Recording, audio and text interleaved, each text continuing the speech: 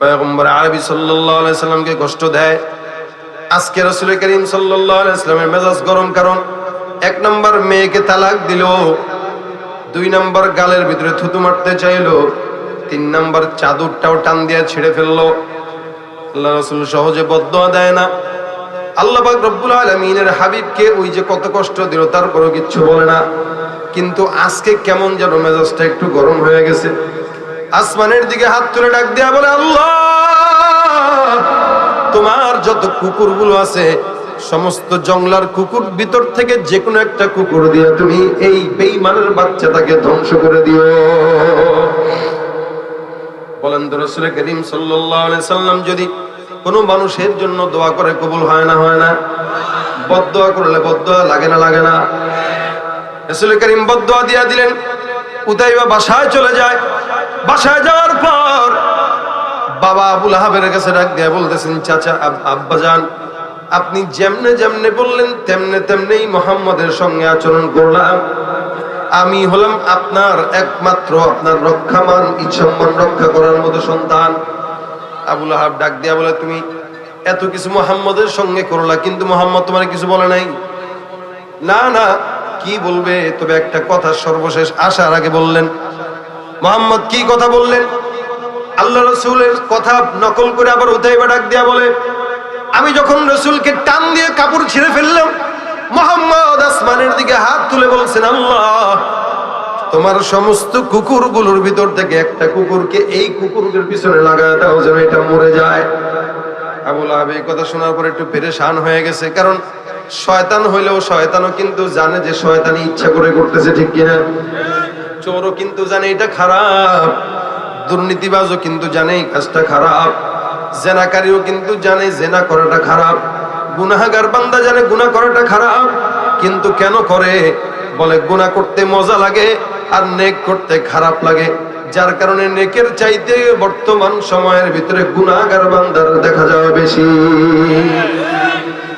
ভাইরা আমার, আবু লাহাব একটু ভয় পেয়ে গেছে। ভয় পেয়ে বলতেছে, মুহাম্মদ তোমার এই বদদুয়া দিছে? বলে হ্যাঁ। তাহলে মুহাম্মদ যদি এই বদদুয়া দেয়, আমি একটু ভয়ে আছি। বলে কেন? তো ভয় এই কারণে যে মুহাম্মদ এই বদদুয়া দেওয়া মানে মুহাম্মদের বদদুয়া কিন্তু মুহাম্মদের আল্লাহ কবুল করে নেয়, ফেরত দেয় না। আমরা যে মূর্তি আর লাত উজ্জাকে ডাকি, এরা আমাদের ডাকে সাড়া না দিতে পারলেও মুহাম্মদের আল্লাহ মুহাম্মদের সাড়া ডাকে সাড়া ঠিকই দেয়। সুবহানাল্লাহ। মানে আমাদের আল্লাহ আমাদের ডাকে সাড়া দেয় না? দেয় না? দেয় না? আবু লাহাব বলে, আমি একটু ভয়ে ভয়ে আছি, কারণ মুহাম্মদ এই পর্যন্ত যা যা করছে তার মালিককে সাক্ষী রেখেই করছে, আর তার মুহাম্মদ এত শক্তি পায় কই? মুহাম্মদের আসল শক্তি হলো চোখের পানি ছাড়ে, আল্লাহর কাছে বলে, আল্লাহ সবকিছু পূরণ করে দেয়। সুবহানাল্লাহ। দেখেন, আমাদেরও বেশি কিছু নাই, আমাদেরও পুঁজি হইলো আল্লাহ পাক রব্বুল আলামিনের দুয়ার।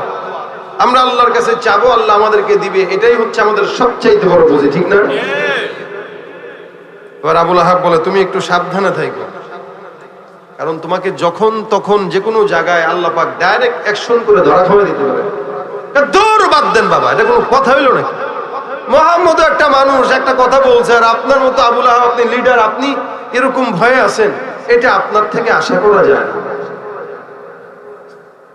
এই শয়তানে বুঝে নাই আল্লাহ রসুলের পাওয়ার কি। আমার রসুলের পাওয়ার এটাই, রসুল দুনিয়াতে আসমানের দিকে ইশারা করছে, আকাশের চাঁদ দুখণ্ডিত হয়ে গেছে, এটাই হলো পাওয়ার। সুবহানাল্লাহ। রসুলের পাওয়ার এটা। রসুল দুনিয়ার জমিনে আছে, আল্লাহ পাক জিবরাইলের মাধ্যমে বাইতুল মুকাদ্দাস রসুলের চোখের সামনে তুলে ধরছেন, একটা একটা করে দরজা গণনা করে কাফের বেঈমানদের জবাব দিয়ে দিয়েছেন। সুবহানাল্লাহ। এটা হলো রসুলের পাওয়ার। অনেক দিন পরে একটা কাফেলা যাবে কোথায়? বলে সিরিয়া অথবা শামের দিকে ব্যবসা করার জন্য। এই কাফেলা সামনের দিকে আগাবে। সুতরাং ব্যবসায় কারা কারা তোমরা অমুক তারিখে যাবা, তোমরা নাম লেখাও, লিস্টি দাও। তখনকার এরকম নিজাম ছিল, সব মানুষ লিস্টি দিল। এই কাফেলায় যাবে কে, নেতৃত্ব দিবে কে? বলে আবু লাহাবের ছেলে উতাইবা। আচ্ছা ঠিক আছে, আমরা সবাই যাব এই কাফেলার ভিতরে, কারণ লিডারদের ভিতরে একজন লিডার এখানে আছেন। এই লিডারের সঙ্গে গেলে আমাদের অনেক কিছু সহজ হয়ে যায়, পথে ডাকাতের ভয় নাই, যার কারণে সবাই নাম টাম লেখায়। আবু লাহাবের সন্তান উতাইবার সঙ্গে বাণিজ্য করার জন্য দূরে যাওয়ার জন্য তৈয়ার। আবু লাহাব সন্তানকে বারবার কানের ডাক দেয়া বলে, বাবারে সাবধানে থাকিস, একটু তোরে নিয়ে আমি ভয়ে আছি। বলে, ধুর কবের কথা, আপনি এখনো ভয় পান না? মরলে তো এখনই অনেক আগেই মরে যেতাম। মুহাম্মদও বদদোয়া দিছে আর আল্লাহ কবুল করবে, অত সোজা না। তারপরেও সাবধানে থাইকো। সবাইকে বলে দিছে, তোমরা যখন রাত্রেবেলা কাফেলা কোনো জায়গায় থামাবা, তোমাদের সাথে আমার সন্তানকে রাখো না, একটু আড়ালে নিয়ে অন্য কোনো সেফটির সাথে তোমরা আমার সন্তান ওতাইবাকে একটু রাখো। বলে ঠিক আছে। কাফেলার সামনের দিকে আগায়। হঠাৎ করে রাত যখন সন্ধ্যা নেমে আসে, জারকা নামক একটা এলাকার ভিতরে সুন্দর করে তাঁবু টাঙায়। উদ্দেশ্য রাতটা এখানে থাকার পর আবার আগামীকাল সকালের দিকে রওনা হয়ে যাবে। সবাই মিলে তাঁবু টাঙায়, সবাই যার যার মতো শুবে। উতাইবা ডাক দিয়া বলে, তোমরা সবাই সবার তাঁবু টাঙাইলা, আমার তাঁবু কোন জায়গায় টাঙাবা? বলে অমুক জায়গায়। কিন্তু মনে মনে উতাইবার ভয়, যদিও মুহাম্মদরে পাত্তা দেয় না জাহিরি ভাবে, কিন্তু মনে মনে বিশ্বাস করে মুহাম্মদ সত্য নবী। মনে মনে বিশ্বাস করে মুহাম্মদের আল্লাহ একজন আছে না নাই? জোরে বলেন। আল্লাহ পাক রব্বুল আলামিনের পয়গম্বরের বদদুয়া কবে দিল? উতাইবা সবাইকে পরামর্শ দিয়া বলে, হে আমার কাফেলার ভাই, তোমরা একটা কাজ করো, আমাদের সমস্ত মাল সামানাগুলো এক জায়গায় উঠায় রাখো। এটা যখন অনেক উঁচু করবা, ওই উঁচার ভিতরে আমি যে শুয়ে থাকবো, তাহলে যত বান্দা আসুক, যত ভাগ আসুক, যত কুকুর আসুক, আমাকে খাওয়ার জন্য খুঁজেও পাবে না।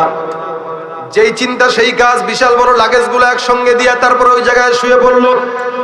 বাকি কাফেলার সদস্য যারা, একজনের ঘুম নাই, সবাই সুন্দর করে যার যার জায়গা মতো সুন্দর করে চুপচাপ শুয়ে রয়েছে, চোখের ভিতরে ঘুম নাই। রাত যত গভীর হয়, উতাইবার পেরেশানিও বাড়ে। কেন? মুহাম্মদুর রাসূলুল্লাহর ওই বদদুয়ার ভয়।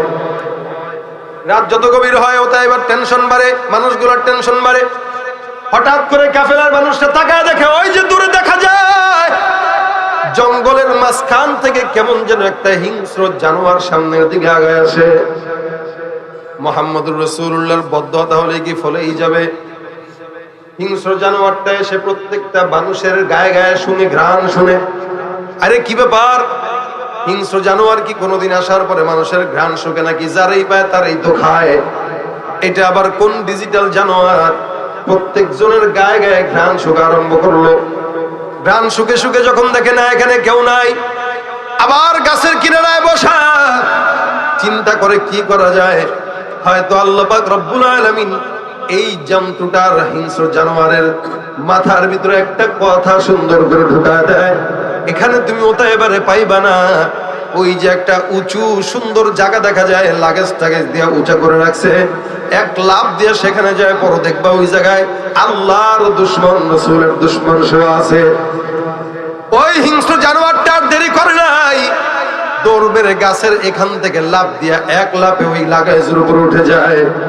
বিশাল বড় চূড়ার উপর উঠে তাকায় দেখে, এই তো শাতিমের রাসূল, বেঈমানের বাচ্চা আবু লাহাবের সন্তান এই জায়গায় শোয়া। আর কোনো দেরি করা যাবে না।